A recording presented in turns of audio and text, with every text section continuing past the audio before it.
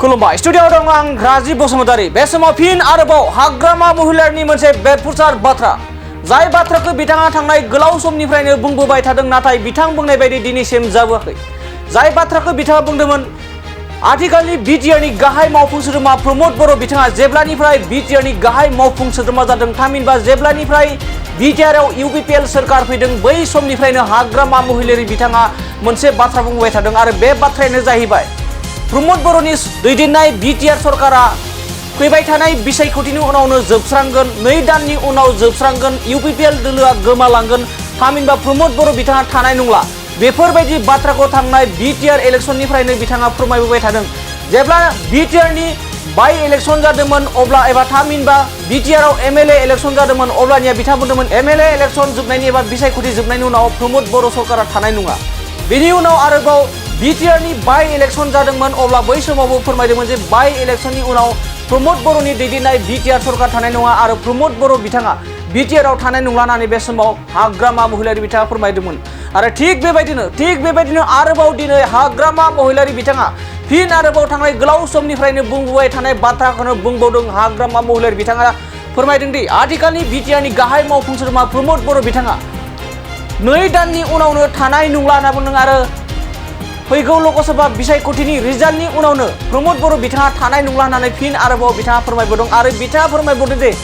2024 मायथाइनि लोकसभा बिसायख'थियाव बिसायख'थि जानो थांगासिनो दं आरो बे बिसायख'थियाव इउपिपिएल दोलोनिफ्राय 20निफ्राय 25 रोजाल' भट मोनगोन होननानै बे समाव खौरांनि गेजेरजों फोरमायदों जाय बाथ्राखौ गोलाव समनिफ्रायनो बाथ्रा बुंबोबाय थादों नाथाय हाग्रामा महिलारि बुंनाय बायदि दिनैसिम जायाखै मानो होनना बुङोब्ला बिथाङा गोबां बाथ्रा बुंदोंमोन बे हाग्रामा महिलारि बिथाङा बुंदोंमोन दि प्रमद बर'नि दैदेननाय सरकारा बिसायख'थिनि उनाव जोबनो थांगासिनो दं 2 दाननि उनाव जोबनो थांगासिनो 6 दाननि उनाव जोबनो थांगासिनो दं होननानै बुंबोबाय थादों नाथाय फिन आरोबाव बे एखे बाथ्राखौनो बुंदों हाग्रामा महिलारि बिथाङा फोरमायदों दि आथिखालनि प्रमद बर' बिथाङा लोकसभा बिसायख'थिनि उनाव आरोबाव थानाय नंला होनना बुंदों आरो 2 दाननि उनावनो बे समाव हाग्रामा महिलारि बिथाङा फोरमायदों प्रमद बर' बिथाङा लोकसभा बिसायख'थि रिजाल्टनि उनावनो बिथाङा थानाय नंला होननानै बे समाव फोरमायदों जेराव बुंदों 2 दाननि उनावनो इउपिपिएलआ बिटिआरआव थानाय नंला होननानै हाग्रामा महिलारि बिथाङा गोख्रों बाथ्रा बुंदों नोंथांमोना गोसोआव दोन जे थांनाय गोलाव समनिफ्रायनो हाग्रामा महिलारि बिथाङा फोरमायबोदों जे इउपिपिएल सरकारा बाइ इलेक्शननि उनावनो जोबस्रांगोन एमएलए इलेक्शननि उनाव जोबस्रांगोन बायदि बाथ्रा बुंबोबाय थादोंमोन नाथाय मोनसेबो दिनैसिम हाग्रामा महिलारि बिथांनि बुंनाय बाथ्राया जाबोआखै थिग बेबायदिनो आरोबाव मोनसे बेरफुसार बाथ्रा बुंसिनदों बिथाङा फैबाय थानाय लोकसभा बिसायख'थियाव 20निफ्राय 25 रोजाल' भट मोनगोन होननानै बिथाङा फोरमायदों आरो लोगोसे 2 दान एबा लोकसभा बिसायख'थिनि रिजाल्टनि उनावनो प्रमद बर' बिथाङा बिटिआरआव थानाय नंला होननानै बिथाङा फोरमायदों दानिया फैदो बिदिब्ला थांनाय गोलाव समनिफ्रायनो माबायदि बाथ्रा बुंबोदोंमोन आरो दिनै बाक्सा जिल्लानि बिपिएफ दोलोनि मसलपुर बुथ कमिटिनि वर्किं एबा मावथि बिथांमोननि हाबाफारियाव दिनैनि बे हाबाफारियाव बाक्सा जिल्लायाव माबायदि बाथ्रा बुंदों हाग्रामा महिलारि बिथाङा प्रमद बर'नि दैदेननाय सरकारखौ 2 दाननि उनाव जोबस्रांगोन होननाय बाथ्राखौ जों बिथांनिफ्राय आबुङै मिथिनो लानि 2 माह पिছত ইয়াত ইউপিপিএল নাথাকিব ৰিজাল্টটো মে মাহত কয় তাৰিখত দিয়ে এই ৰিজাল্টৰ পিছতে প্ৰমদ বড়ো আৰু নাই ইউপিপিএল আৰু নাই আপুনি যি কৈছিল সিন্ডিকেটৰ কথা শ্ৰীৰামপুৰ সিন্ডিকেট চলাই আছে ইউপিপিএলে এটা বন্ধ হৈছে মানে প্রমোদ বড়ো চলাই আমি চলাই নাকি প্রমোদ বড়ো চলাই আছে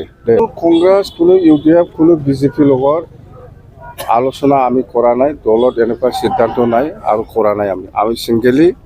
নিৰ্বাচনটো আমি খেলিম ইউপিপিএলৰ পাৰ্টি কিমান ভোট পাব বুলি ভাবে কোকৰাঝাৰ 20-25 হাজাৰ পাব এইটো নিৰ্বাচনত 2 মাহ পিছত ইয়াত ইউপিপিএল নাথাকিব ৰিজাল্টটো মে মাহত কয় তাৰিখত দিয়ে এই ৰিজাল্টৰ পিছতে প্ৰমোদ বড়ো আৰু নাই ইউপিপিএল আৰু নাই আপুনি যি কৈছিল সিন্ডিকেটৰ কথা শ্ৰীৰামপুৰ সিন্ডিকেট চলাই আছে ইউপিপিএলে এটা বন্ধ হৈছে মানে প্রমোদ বড়ো চলাই আমি চলাই নাকি প্রমোদ বড়ো চলাই আছে কংগ্রেস কোনো ইউডিএফ কোনো বিজেপিৰ লগত আলোচনা আমি কৰা নাই দলত এনেকুৱা সিদ্ধান্ত নাই আৰু কৰা নাই আমি সিংগেলি নিৰ্বাচনটো আমি খেলিম ইউপিপিএলৰ পাৰ্টি কিমান ভোট পাব বুলি ভাবে কোকৰাঝাৰ 20-25 হাজাৰ পাব এইটো নিৰ্বাচনত 2 মাহ 2 মাহ পিছত ইয়াত ইউ পি পি এল নাথাকিব ৰিজাল্টটো মে' মাহত 6 তাৰিখত দিয়ে এই ৰিজাল্টৰ পিছতে প্ৰমোদ বড়ো আৰু নাই ইউ পি পি এল আৰু নাই আপুনি যি কৈছিল চিণ্ডিকেটৰ কথা শ্ৰীৰামপুৰৰ চিণ্ডিকেট চলাই আছে ইউ পি পি এলে এতিয়া বন্ধ হৈছে মানে প্ৰমোদ বড়োহে চলাই সেইটো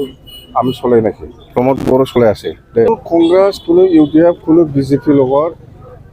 আলোচনা আমি কৰা নাই দলত এনেকুৱা সিদ্ধান্ত নাই আৰু কৰা নাই আমি ছিংগেলি নিৰ্বাচনটো আমি খেলিম ইউ পি পি এলৰ পাৰ্টি কিমান ভোট পাব বুলি ভাবে কোকৰাঝাৰ আৰু কোকৰাঝাৰত 20-25 হাজাৰ পাব